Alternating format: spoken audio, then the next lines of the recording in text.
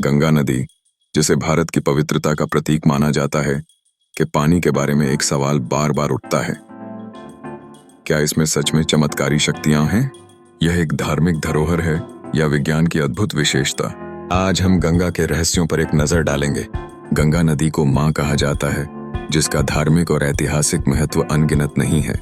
हिंदू धर्म में इसे मोक्षदायिनी के रूप में पूजा जाता है। यह माना जाता है कि गंगा में स्नान करने से पाप धुल जाते हैं। स्कंद पुराण और महाभारत जैसी प्राचीन ग्रंथों में इसका उल्लेख मिलता है। राजा भागीरथ की तपस्या से गंगा को स्वर्ग से धरती पर लाने की कथा तो सभी को मालूम है। यह नदी केवल जल की धारा नहीं, बल्कि आस्था और शुद्धता का प्रतीक है। लेकिन क्या इसका पानी वास्तव में वैज्ञानिक रूप से अद्वितीय है? शोध से पता चलता है कि गंगा में पाए जाने वाले बैक्टीरियोफेज वायरस हानिकारक बैक्टीरिया को नष्ट करते हैं। इस वायरस की खोज ब्रिटिश वैज्ञानिक अर्नेस्ट हेनकिन ने 1876 में की थी। आईआईटी रूड़की और नियरी के अध्ययन के अनुसार गंगा के पानी में ऑक्सीजन बनाए रखने की क्षमता सामान्य पानी की तुलना में 25 गुना अधिक है, जिससे यह केवल शुद्ध नहीं बल्कि परिष्कृत भी होता है। गंगा जल में यूरेनियम और थोरियम के कण भी पाए गए हैं, जो पानी को स्वच्छ रखने में मदद करते हैं।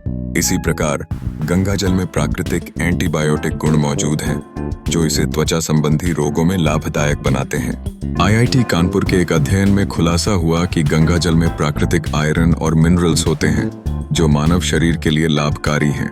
हालांकि आज हमारी पवित्र गंगा प्रदूषण से प्रभावित हो रही है। औद्योगिक कचरे और प्लास्टिक के कारण इस नदी के जल अनेक ठिकानों पर प्रदूषण असहिष्णु हो गया है, जिसमें हर साल हजारों टन कचरा प्रवाहित होता है। नमामि गंगे योजना जैसे प्रयासों के तहत गंगा को स्वच्छ बनाए रखने के लिए काम जारी है। नए सीवेज ट्रीटमेंट प्लांट लगाए जाने और जागरूकता बढ़ाने का प्रयास किया जा रहा है। अंततः गंगा सिर्फ एक नदी नहीं है, बल्कि यह एक संस्कृति, आस्था और विज्ञान का अंतर संबंध प्रस्तुत करती है। हमें इसके महत्व को समझते हुए इसे साफ रखना चाहिए। आप इस विषय पर क्या सोचते हैं? अपने विचार साझा करें।